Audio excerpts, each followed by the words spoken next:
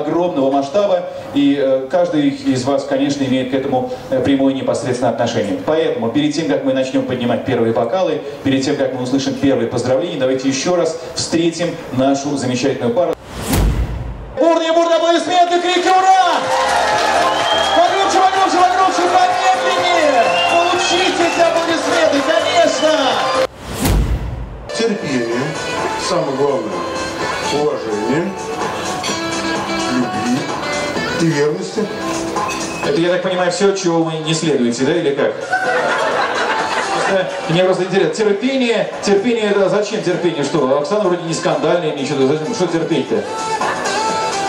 Терпеть надо самого себя. Самого себя надо терпеть. Не Оксану, там, не это сам, второй половинки нет. Самого себя надо научиться терпеть.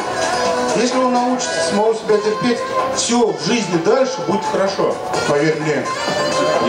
Я вам верю. Вы выше меня на 2 головы. Естественно, я вам верю. Давайте поаплодируем. Аплодисменты. Аплодисменты, гости. После того, как оценил, заработал, проспать до обеда. Проспать до обеда. А ты скажи, ты один пришел или с девушкой? Один. Если будешь спать до обеда, каждый раз, как вот советуешь, Николай, то будешь так один и ходить. Давайте поаплодируем. Аплодисменты. Так. А вот у нас мужчина как классно хлопает. Вот вы, да.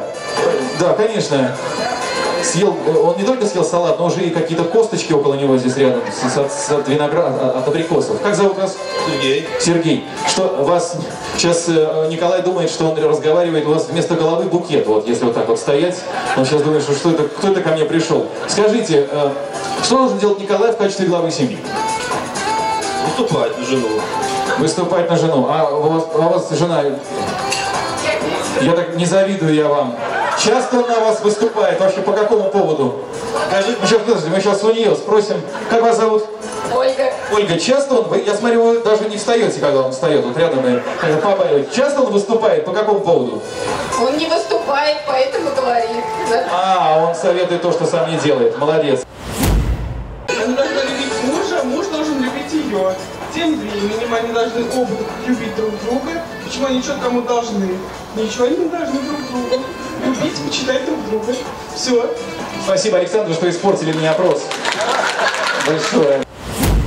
Потому что сейчас мы увидим один из самых красивых моментов на свадебной церемонии у нашей замечательной пары. Очень красивый, романтичный, чувственный, хореографичный. Что мы увидим, кто знает?